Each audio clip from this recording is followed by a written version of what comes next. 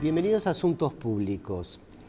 ¿Quién manda en la Argentina hoy? Esta es una pregunta importante porque ha habido un cambio en las últimas elecciones. En el elenco gobernante han aparecido nuevas figuras con nuevas trayectorias que hasta hace poco eran desconocidas. Hay una nueva clase o sector de clase que ha llegado por vías democráticas a manejar las riendas del Estado y del gobierno, y muchos ojos se están dirigiendo a ver quiénes son, qué antecedentes tiene, dónde se han educado, cómo se han formado, dónde trabajaron. Este será el tema de esta noche en Asuntos Públicos. Silvia, Mabel, porque acaba de publicarse un libro muy interesante que se llama La educación de la clase alta argentina y lleva como subtítulo Entre la herencia y el mérito.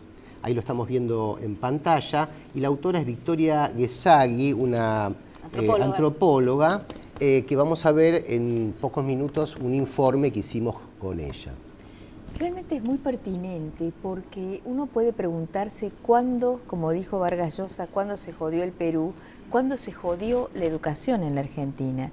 Porque, por ejemplo, cuando la familia Born era toda poderosa en la Argentina, digamos en los años 50, los hermanos Jorge y Juan Born se educaron en el Colegio Nacional de Buenos Aires. Es decir, las clases altas no reconocían diferencias hasta los fines de los años 50 con las clases populares y se educaban en los colegios de excelencia públicos que tenía el país.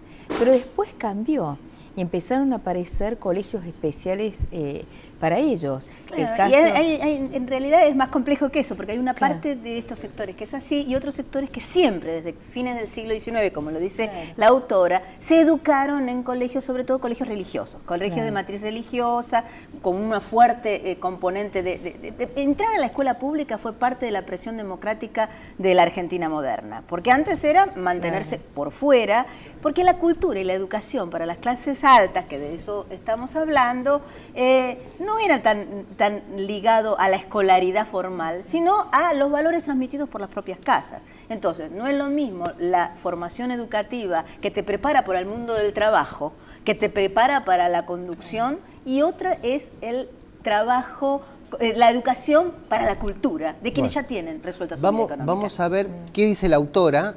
Vamos a ver entonces ahora la primera parte del informe con Victoria Guezagui, autora de La educación de la clase alta argentina.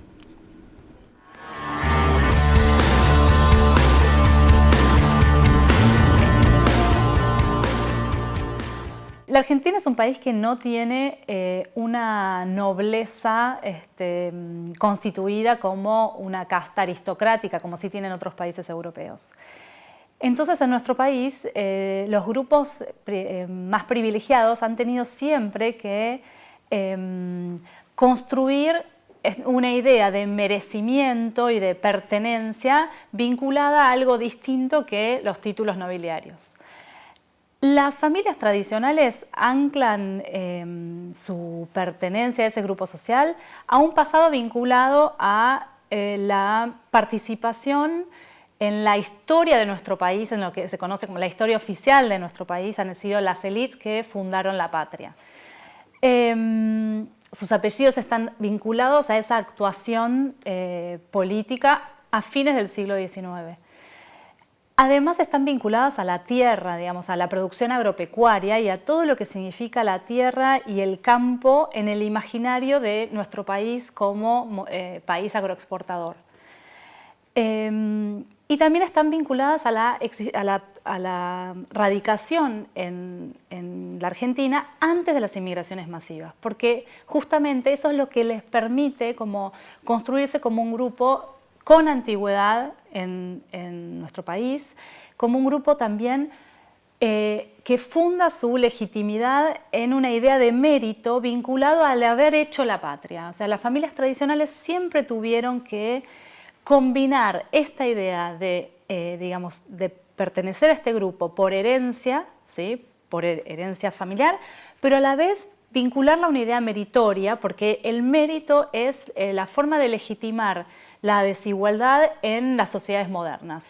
Podemos decir a grandes rasgos que son familias numerosas, que son familias católicas, que son familias que inicialmente se han dedicado a la producción agropecuaria, aunque han diversificado su actividad económica a lo largo del siglo XX, y muchos de los que hoy siguen siendo exitosos tienen que ver justamente con haber podido no solo profesionalizar su actividad agropecuaria, sino además diversificar las esferas de la economía en donde se insertan. Las familias que yo entrevisté pertenecen a los 35 grupos agropecuarios más importantes de la provincia, de la Pampa húmeda, digamos, aunque también he entrevistado familias que poseen grandes extensiones de tierra en el sur del país, por ejemplo. Y son familias que están arraigadas, digamos, que poseen campos y que participan de este sector económico desde hace varias generaciones. Ahora bien, también, como dije antes, muchas de estas familias han diversificado su producción, entonces son muy exitosas en otras ramas de la industria. Y además tienen mucha vinculación con el poder económico empresarial, porque si uno mira la nómina de los empresarios más ricos de nuestro país, la gran mayoría de ellos están vinculados por lazos de parentesco, alianzas matrimoniales con familias tradicionales. Entonces, esta idea de que las familias tradicionales tienen apellido pero no tienen dinero, es una idea que se vincula con la importancia que estas familias le dan a la austeridad y a mostrarse austeros, pero no quiere decir que efectivamente no posean dinero.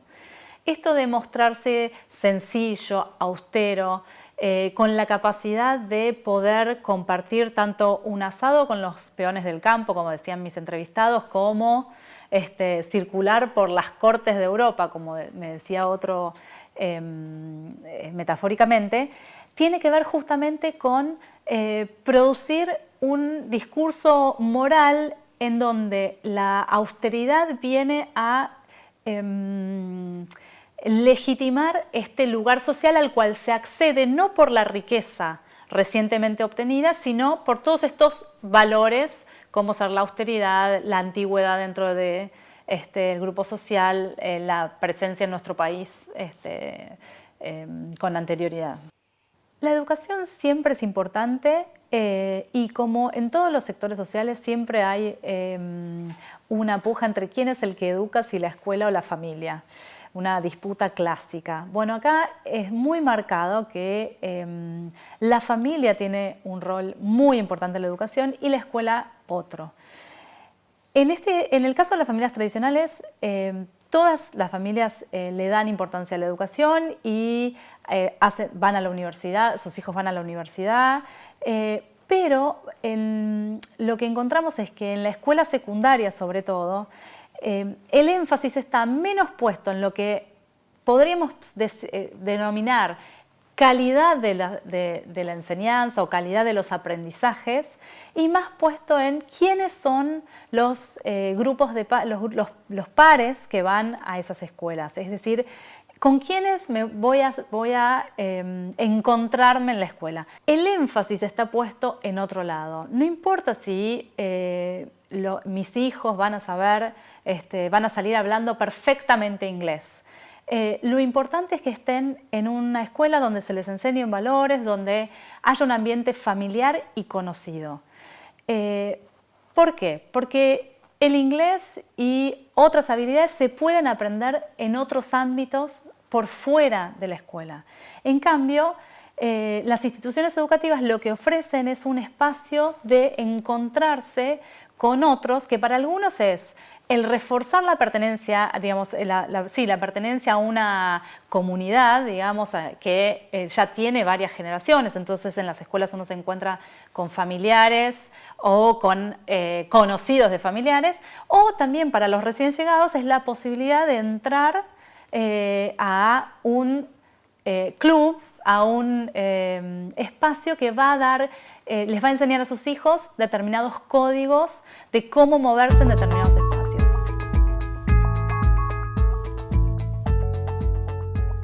Es muy interesante lo que ha pasado con la escuela pública, porque a lo largo del siglo XX las familias tradicionales han usado, digamos, sus hijos han concurrido a la escuela pública en diferentes momentos.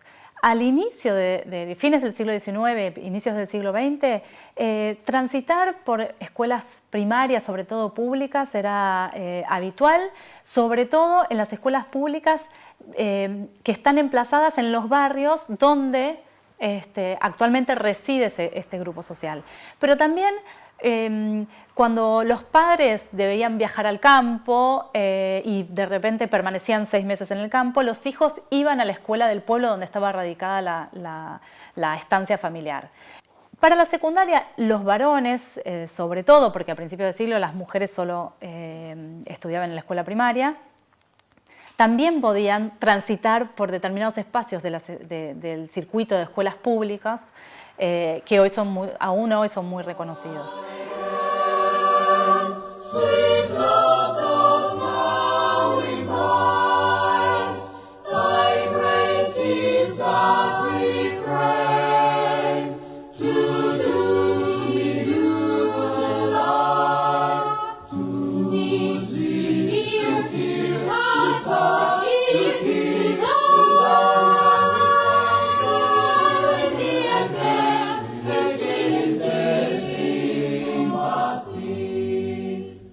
Ya hacia 1930, la mayoría de los hijos de familias tradicionales se educan en escuelas privadas católicas o bilingües, escuelas privadas bilingües laicas. Ante la ola inmigratoria, la incipiente expansión, democratización del sistema, aunque no era una democratización como la conocemos hoy, estas familias se refugian en escuelas que desde muy tempranamente ya formaron estos sectores, porque son las escuelas que participan de estos circuitos se fundan la mayoría a fines del siglo XIX, primeras décadas del siglo XX. Digamos que son escuelas que han acompañado a estos sectores desde muy larga data, no es para nada reciente este proceso.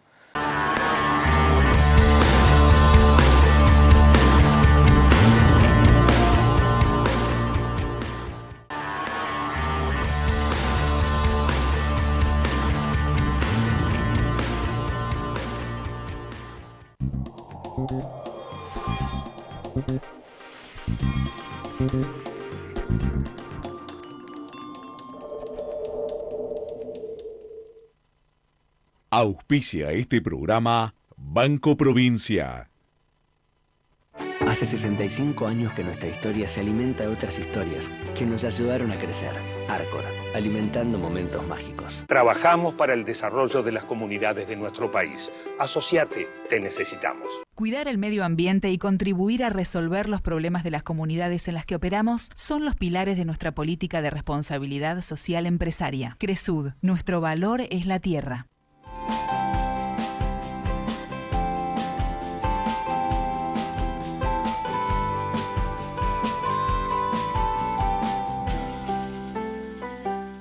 Auspicia este programa Banco Provincia. Mi corazón con el Kini late más. Dale, prendete. Vos también hacete fanático al ritmo del Kini 6 y vení a festejar todas las semanas.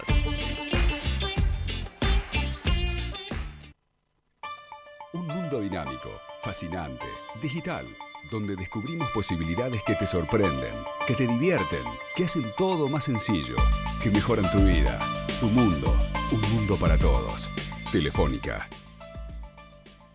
Aceitera General Dehesa, una empresa comprometida desde hace más de 65 años con el desarrollo del país y las generaciones futuras.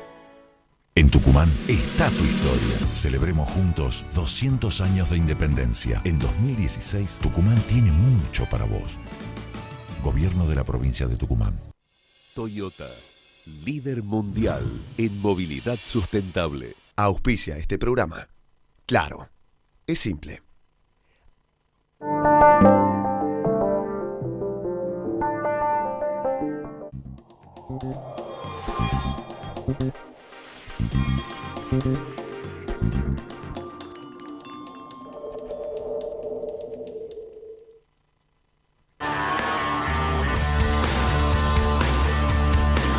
Seguimos en Asuntos Públicos, nuestro tema de hoy, la educación de la clase alta argentina, un libro que acaba de aparecer de Victoria Guesagui.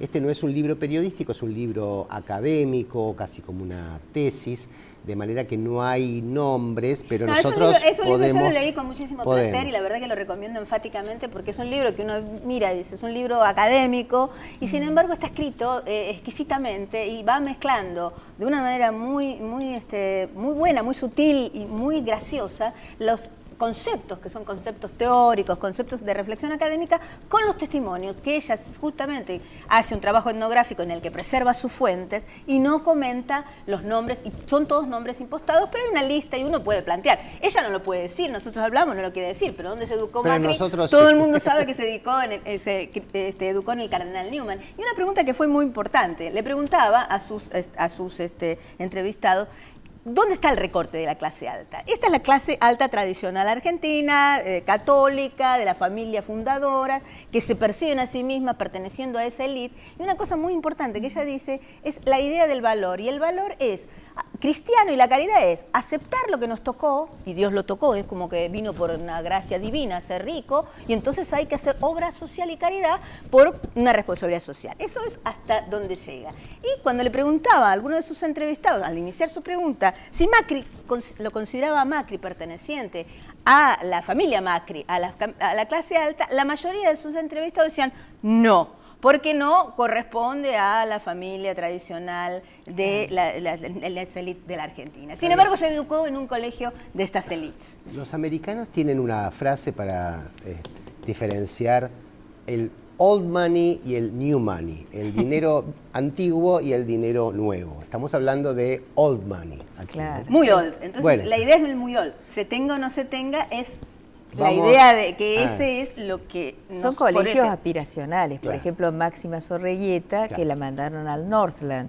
Finalmente terminó siendo Su Majestad la Reina de los Países Bajos. O sea, son como países, van aceptando a los nuevos Exacto. en el colegio. Y la escuela, justamente, es un lugar garante de socialización como principal valor.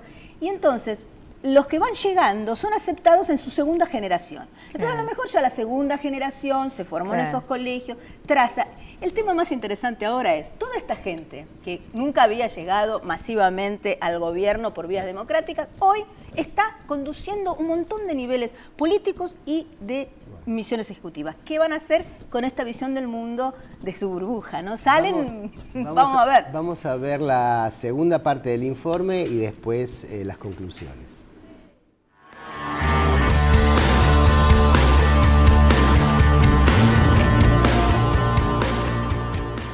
Las clases altas en nuestro país continúan produciendo procesos de distinción y de diferenciación para ser clase alta, justamente. Pero esos procesos de distinción van acompañados de la idea de que uno no, como decía una entrevistada, uno no puede ser un snob y no conocer dónde empieza y dónde termina su mundo.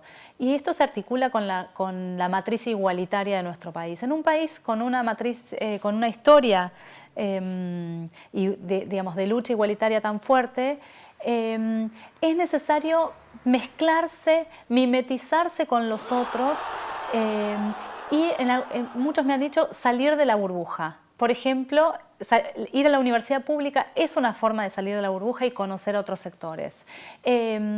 Trabajar en otros ámbitos que no sea la empresa familiar es un modo de salir de la burbuja y mezclarse con otros sectores. Entonces, las familias tradicionales han debido producir distinción en diálogo, en negociación con ese imaginario igualitario.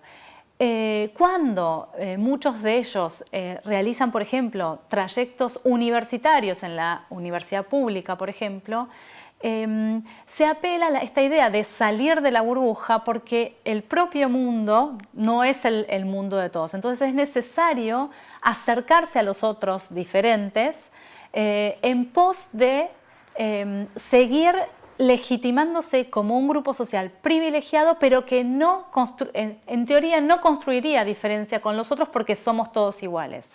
La idea de que somos todos iguales también se vincula con las experiencias formativas católicas de estos sectores, y a partir de ser iguales todos a los ojos de Dios, digamos, las familias tradicionales producen diferencias desde una lógica igualitaria y democrática. O sea, si somos todos iguales porque somos todos buenos, simplemente Dios nos dio a nosotros algo de lo cual tenemos que ser agradecidos, y en esa lógica entran también muchas acciones de filantropía, muchas acciones de caridad, en las cuales también participan las familias, pero también participan las escuelas a las que van los hijos de estas familias, con las cuales devolver a la sociedad algo de lo que el privilegio que les fue dado. Por eso tampoco la riqueza puede ser mencionada. O sea, en nuestro país ostentar el dinero está mal visto también, porque somos un país con una tradición igualitaria fuerte, porque la riqueza ha estado siempre sospechada y demás. Entonces, en esa lógica se inscribe también la austeridad y la no ostentación de estas familias, como un modo de legitimar el propio lugar de privilegio. Estos grupos se han involucrado, digamos, han estado interesados por la conducción política todo a lo largo de su historia. A fines del siglo XIX, principios del XX, es muy claro, porque han sido parte de los gobiernos quienes han conducido el país. Cuando se instaura el voto universal, a partir de la experiencia de la aparición de determinados partidos políticos y demás, dejan de participar en la vía política por la vía democrática.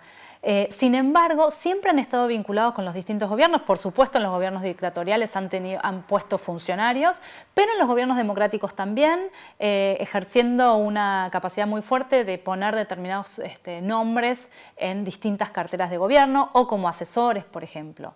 La voluntad de participar políticamente nunca desapareció, sí ha ido cambiando su forma.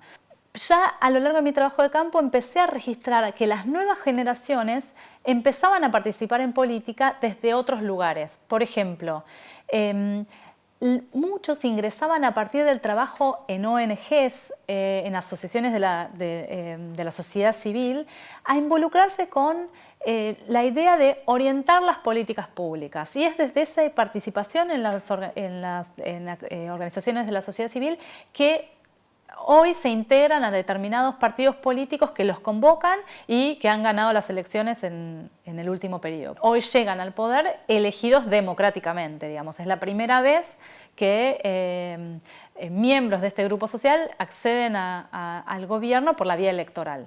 Nosotros ahora estamos trabajando en entender, digamos, cómo se refundan las legitimidades para acceder al Estado, a partir de la confluencia de élites políticas, élites manageriales y miembros de familias tradicionales en el gobierno, pero es algo que recién estamos empezando a explorar. ¿Qué diferencias? Y además estamos acompañando el proceso histórico.